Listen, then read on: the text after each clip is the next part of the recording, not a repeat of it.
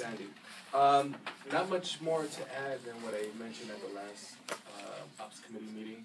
We had damages at various locations. I think I failed to add, though, the cultural center, the windows shattered in the dance room. But we are in the process of gathering all the paperwork and documentations and creating estimates so we can submit that to FEMA for approval so we can get reimbursement for work that needs to be done. Lighthouse Park continues to be closed. The land bridges that were washed away haven't been replaced, so it's unsafe condition. So we'll have temporary construction fence along the perimeter of Lighthouse Park to keep people out. We caution people not to go there at all, but we are also going to begin work with the lighting that was damaged from Hurricane Irene. Yeah. So the park is going to be closed anyway. But that's it in terms of the update on Hurricane Sandy.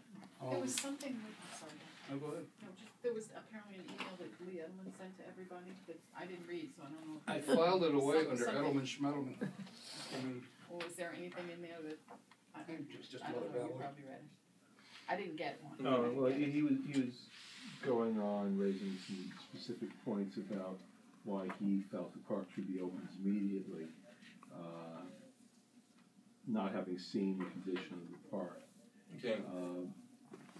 I'm going to guess that you've assessed the fact that most likely because of the inundation, large areas of park are unstable and under construction. And there's also under construction. Right, absolutely. And there's also, as I saw there last weekend, limited access to the northern end of Kohler because they're doing a lot of work. Right. They need to have active space control besides. So, having one public safety officer stationed in the parking lot, in a vehicle, as opposed to being somewhere or located on grounds and unable to control the space is probably the safest and most sensible thing for the public. Absolutely. Is the sorry, go ahead. Howard, you covered a couple of things that I was curious about, but to be a little bit more specific, what is the status of the terrain up there? It got all wet, right? Which one? Which area? In the park itself, the Lighthouse Park, it was underwater. What's the status of the ground up there? The terrain. Yeah. Oh, it's saturated still, and it's probably still muddy. It might be even frozen given its couple of days of cold weather. But the bottom line is we're asking folks to just be cooperative with us. Safety is our primary concern. And we would love to have the park open. It's in our interest to have the park open. But given the circumstances, we caution that the park should be closed. And it's been evaluated from a public safety point of view, from an engineering point of view. So, again, I understand folks want to have access to the park, but it needs to be closed. On top of the fact that we're also doing work up there. The contractor that was my next is going to question. do electrical work and so on. There'll be exposed wires. What was the degree of loss in the electrical area from this storm as distinct from last year's?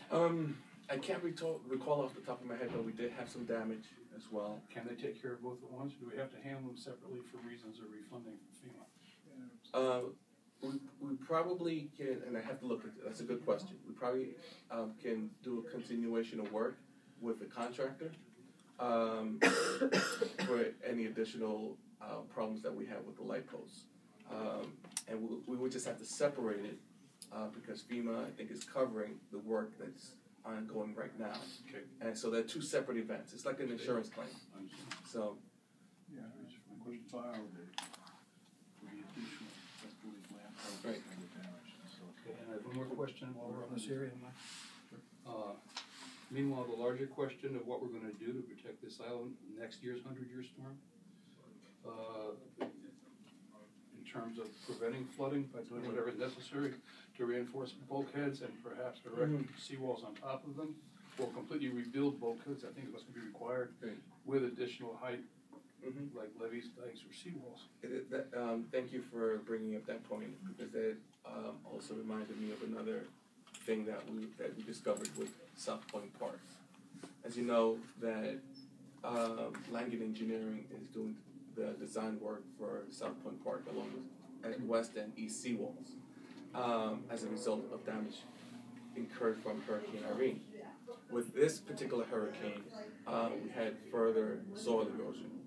And actually John is there all the time, so you can probably speak to it better than I can. We were walking around there. So there was further soil erosion there. So they have to reevaluate the approach that they need to take with the design. With our walk around, when you go, particularly, I noticed that in the area over by where we had the damage, where the seawall ends, we walked through the gate, we walk over there, and just walking, the ground was collapsing under our feet. It was smiling. Down the hole. So the soil was collapsing under our feet. We walked closer to it. Okay, don't do that. yeah, so no, what I was gonna bring it up is that that's an area where we have the low. When you come through their main drive-through gate, you have the low fence and just a flip latch. Right. Chances are we need to at least put up some warning signage that the ground is unstable, and then maybe a higher fence there, because the ground there is collapsing. Yeah, definitely. It's not just like saying if they walk over and they go down to the water line, just walking along what looks like grass, the grass is collapsing under their feet. So we got to put a fence somewhere. Yeah, on the west channel, when I was walking around with these folks, we were noticing that looks like there's more collapse of the seawall and the area just north of the FDR Park. But also, what I was noticing from my scout days is that you look at some of the foliage and trees around the water line. One, the trees are tilted, and that the roots are being pulled up. And what you say, was that new or old?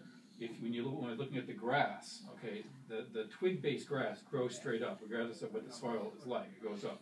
But when you see the grass doing this, it means that the ground, there's sinkholes underneath the subsoil.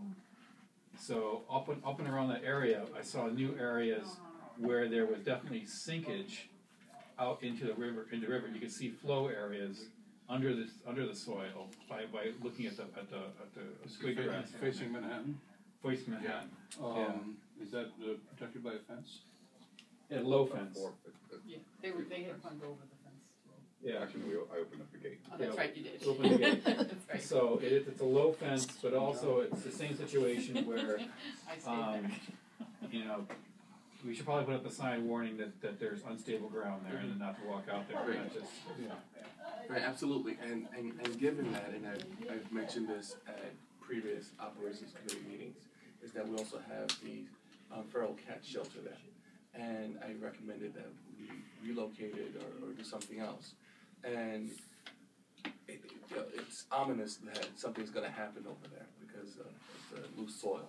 So I think that's something that we probably don't need to discuss this evening, but we need to address the shelter some way, somehow, and move it, because the people that go take care of the cats walk in that soil.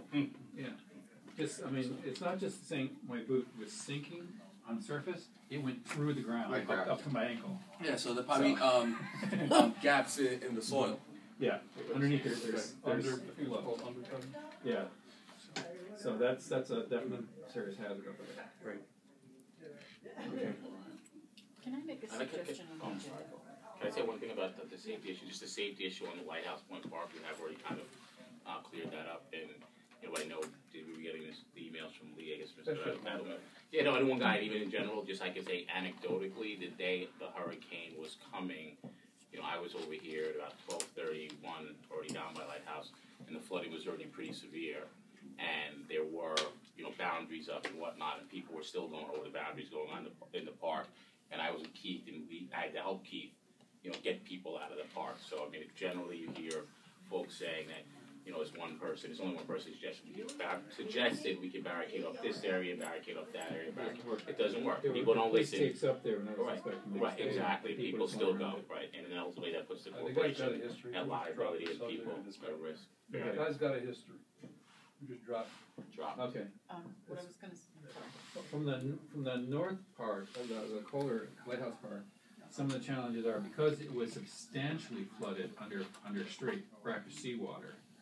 We're going to have some, even aside from the immediate physical damage of the flooding, where we might have some soil burnage because of salt.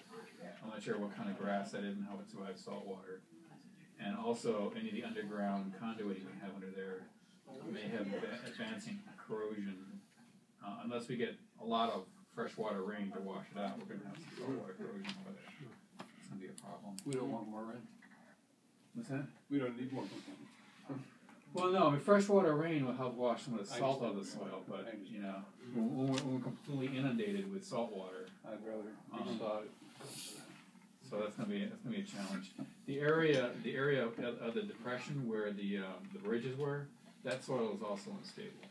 Because there were underwater flow through areas there, so someone could have some potential challenges. That whole park has to be looked at carefully, Absolutely. protected while we get back. I- While we get it back in shape. Do we know if there was any foundational problems to the lighthouse itself? I had a chance to look at that. Not that I'm aware of. I think the structure and the foundation are okay.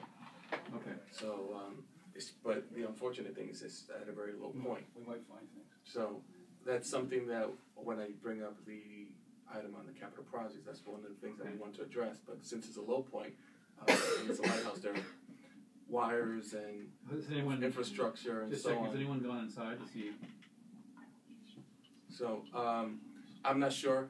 I think so. The guys from engineering they've toured the whole site, seawall. I mean, has anyone gone, opened up the door to the lighthouse? No, I think they have. Okay. I think because it was probably had a couple of feet of water. Yeah, sure. So, Fish came out. I just don't know whether, again, we've had any bimetal salt, bimetal strips plus salt water Right. equal like rapid corrosion. right. So, But I think just to sum it up on South Point Park, we will put up the warning signs that prohibit people, saying to prohibit people from walking on the seawall area, but not until we actually do the actual bulkhead or seawall, will we be able to have that area walked on. yeah. It's just unsafe.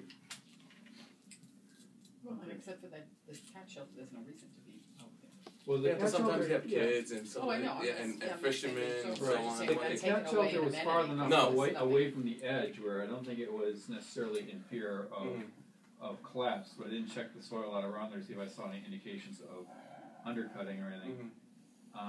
Cat shelter is a attractive nuisance in some respects, but it's but no, but legally it's called an attractive nuisance because it's there. It's like having a pool in your backyard. If a kid goes in your backyard, it's called an attractive nuisance. So people walking back there in and around where the cats are, could go into an area where the ground is unstable. Where the shelter is itself, the ground is pretty stable. The gate is unlocked all the time. Yeah. You can walk right into that gate. So, Okay. okay. Now, what I was gonna suggest, since item number 2 is probably gonna take the bulk of this meeting, so it's got the longest stuff. How about if we move the Four Freedoms one and the cultural center items up to the top, so these guys don't have to sit through a whole Okay. meeting like they did last time. You move it, I'll vote for it. Okay. I move